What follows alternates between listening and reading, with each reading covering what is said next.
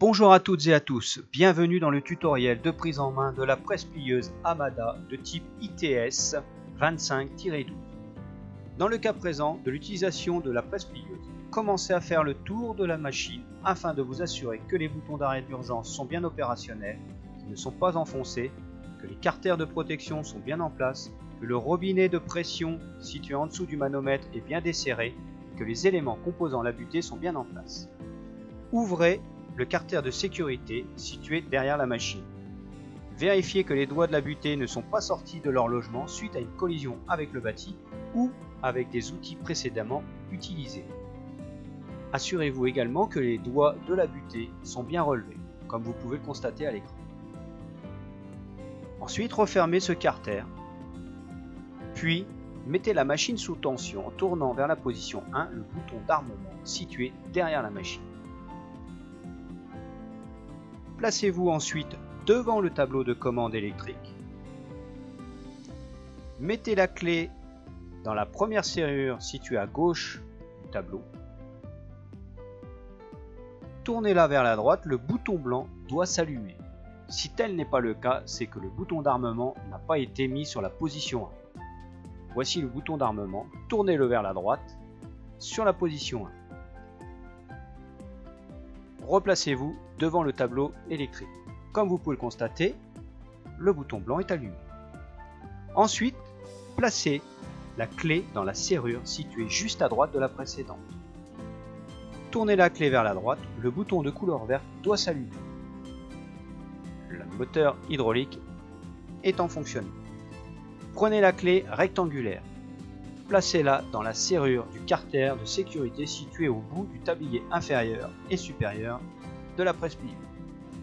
Vérifiez son bon fonctionnement en tournant la clé et ouvrez celui-ci, puis refermez-le.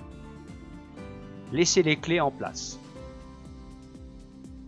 Ensuite, prenez la clé spéciale avec un embout cylindrique et un ergot. Mettez cette clé dans la serrure de la commande numérique.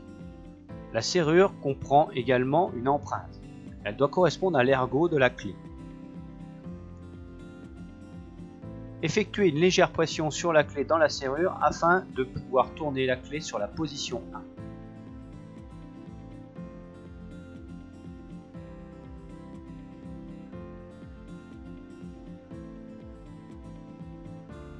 Avant de lancer l'initialisation de la machine, vérifiez que les doigts de la butée soient bien relevés afin d'éviter toute collision. Ensuite, appuyez sur le bouton 1 vert de la commande numérique. Les butées s'initialisent en reculant au maximum.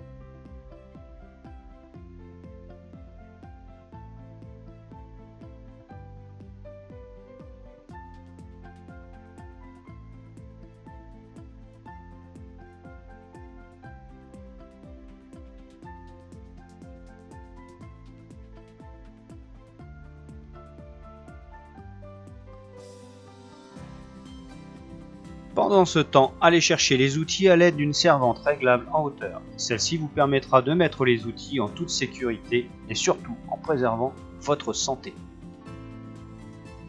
Ouvrez le carter de sécurité en bout du tablier supérieur et inférieur. Placez la servante contenant les outils proches des tabliers. Une fois l'initialisation terminée, appuyez sur ce bouton pour entrer dans le menu de programmation. Positionnez à l'aide de la touche Entrée située en bas à droite du clavier numérique le curseur sur le point contact tôle indiqué PCT à l'écran. Effectuez le relevé de la cote d'empilage des outils. Positionnez les outils comme indiqué à l'écran. Relevez la valeur. Ici, nous pouvons relever 173 mm. Entrez cette valeur sur la ligne du point contact tôle indiqué PCT en y ajoutant 3 mm. Puis valider en appuyant sur la touche Entrée.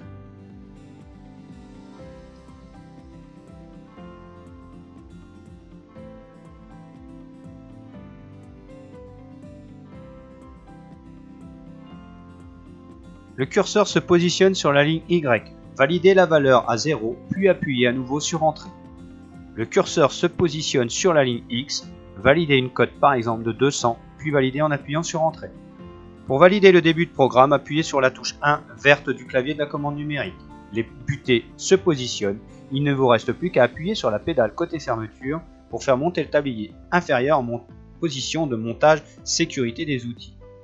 Vérifiez que la hauteur corresponde bien à celle que vous avez enregistrée dans votre programme. Les 3 mm ajoutés à la cote d'empilage des outils relevés permettent un jeu pour glisser facilement les outils tout en maintenant la sécurité.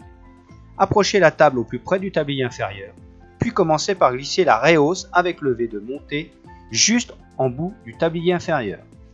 Puis mettre le contre-V dans les rainures de la partie du tablier supérieur et en face du V, puis faire glisser l'ensemble au milieu des tabliers.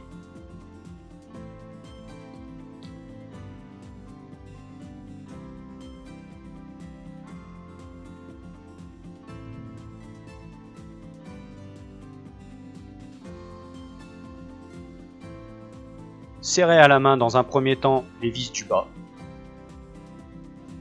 puis serrez le contre-V à l'aide des poignées situées sur le tablier supérieur, serrage rapide sans clé. Assurez-vous que les vis de serrage du V sur sa rehausse soient desserrées. Si ce n'est pas le cas, prenez une clé plate de 13 et procédez au desserrage.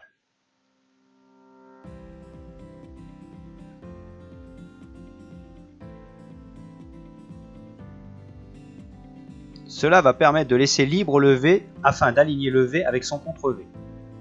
Serrez maintenant à l'aide d'une clé plate de 30 mm les vis du bas, serrant ainsi la rehausse.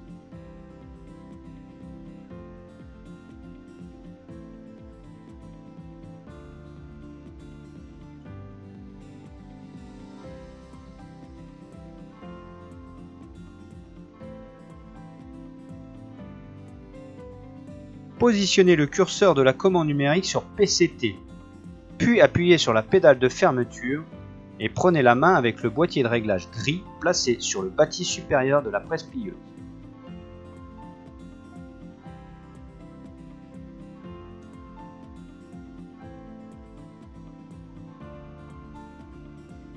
Appuyez donc sur la touche symbolisée par une main.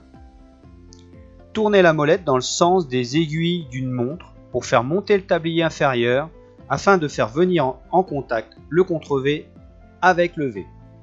La valeur qui s'affiche sur la commande numérique doit correspondre à la valeur mesurée de la cote d'empilage des outils. Mettez un peu de pression en tournant le robinet situé en dessous du manomètre dans le sens des aiguilles d'une montre. L'aiguille doit juste décoller.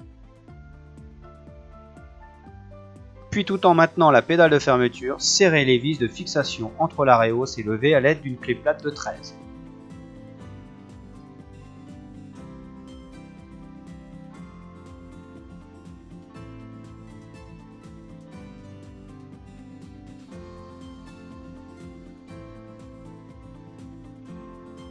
Nous allons pouvoir régler premièrement le point contact tôle, puis de manière approximative l'angle de pliage à 90 degrés.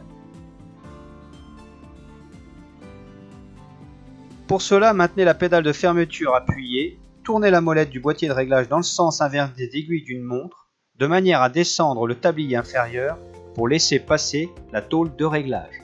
Cette tôle doit de préférence être une tôle différente de vos pièces à plier au cas où l'un des réglages endommage la tôle. Une fois la tôle engagée sous le contre-V, tournez la molette dans le sens des aiguilles d'une montre jusqu'à ce que la tôle soit pincée de manière à ne plus pouvoir être bougée à la main. Cette opération réalisée, appuyez sur cette touche, la touche avec la main, pour valider le réglage du point contact tôle. Appuyez ensuite sur Entrée du clavier numérique de la commande numérique. Le curseur se place sur la ligne Y. Prenez la main réglage en appuyant sur la touche du boîtier réglage. La tôle doit se mettre en surbrillance de couleur rouge. Dans ce cas, mettre la tôle sur la face du V la plus proche de vous, comme ce que vous voyez à l'écran. Puis tournez la molette dans le sens des aiguilles d'une montre, jusqu'à ce que la tôle soit pincée et ne puisse plus bouger à la main. À ce moment-là, vous pouvez valider le réglage en appuyant sur la touche la plus à droite du boîtier de réglage, puis sur la touche Entrée.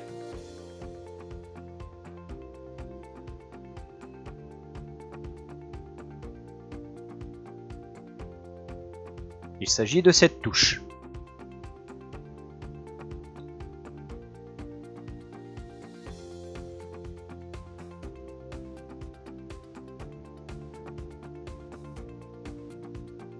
Donc là, on revoit à l'écran maintenant le réglage à 90 degrés.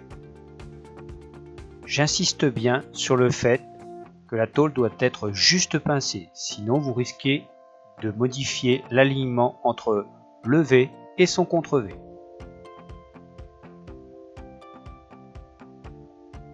Et là, je peux valider.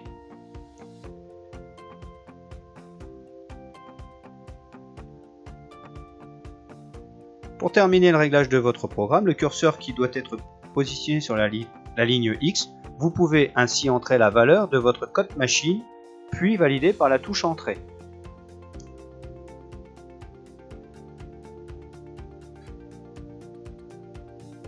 Vérifiez que la hauteur des butées soit en alignement avec le dessus du V, de manière à pouvoir mettre la tôle correctement embutée sur les doigts.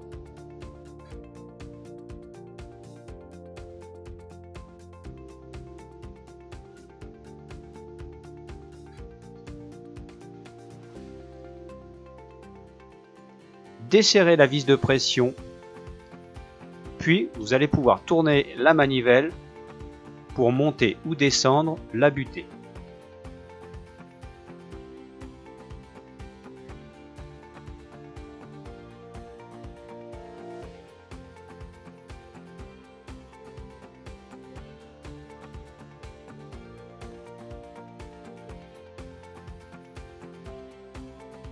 Comme vous pouvez le constater, les butées montent et descendent. Placez-la en alignement avec votre outillage.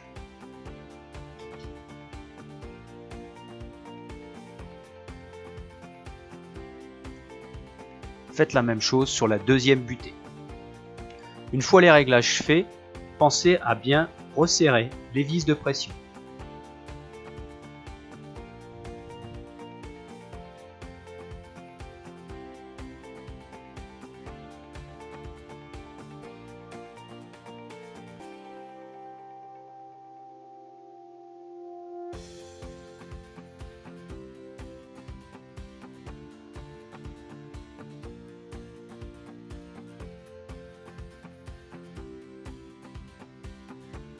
Une fois les réglages effectués, vous pouvez refermer le carter de sécurité.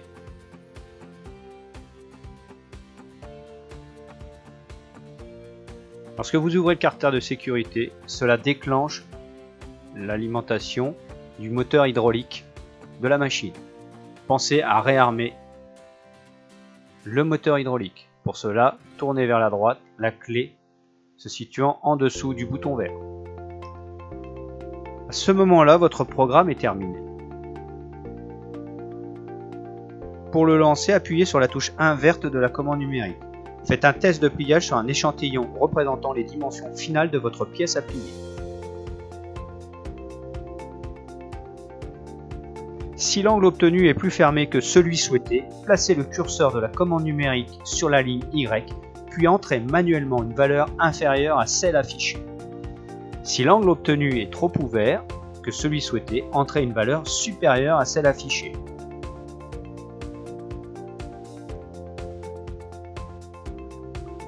Afin de vérifier un angle à 90, prenez une équerre.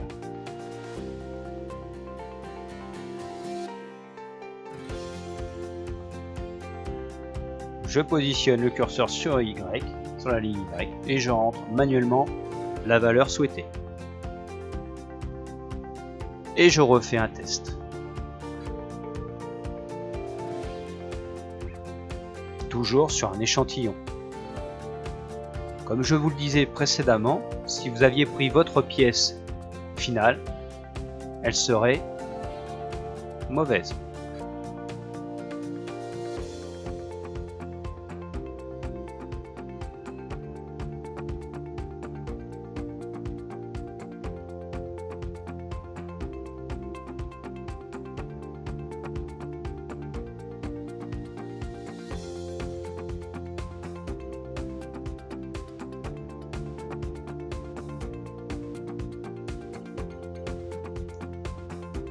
Vérifiez également la cote de butée.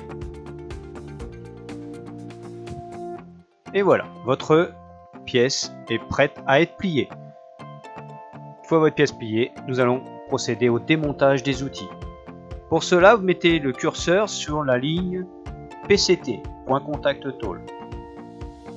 Entrez-y manuellement la valeur que nous avions rentrée au début du programme, à savoir 178. Validez cette mesure et appuyez sur le bouton 1 vert de la machine. Appuyez ensuite sur la pédale de fermeture et desserrez la pression. Approchez à nouveau la servante en bout du tablier et commencez à desserrer les outils. Comme vous pouvez le constater, ceux du haut, ce sont toujours des desserrages ou serrages rapides. En bas, il vous faut la clé de 30 plate.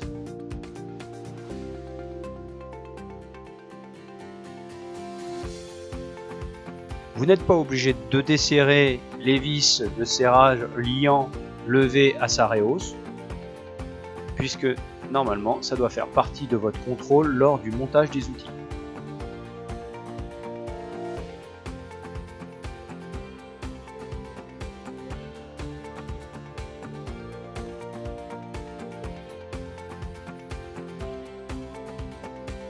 Pensez toujours à travailler en toute sécurité.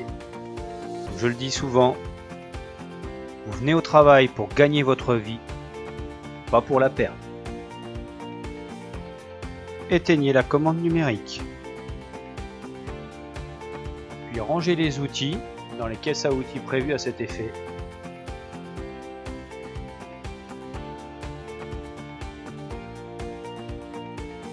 Fermez le carter de protection. Puis éteignez le moteur hydraulique et ensuite, pour finir, mettez le sélectionneur de courant sur la position 0 et redonnez les clés à votre formateur. Je vous remercie de votre attention et vous souhaite un bon pliage. À bientôt.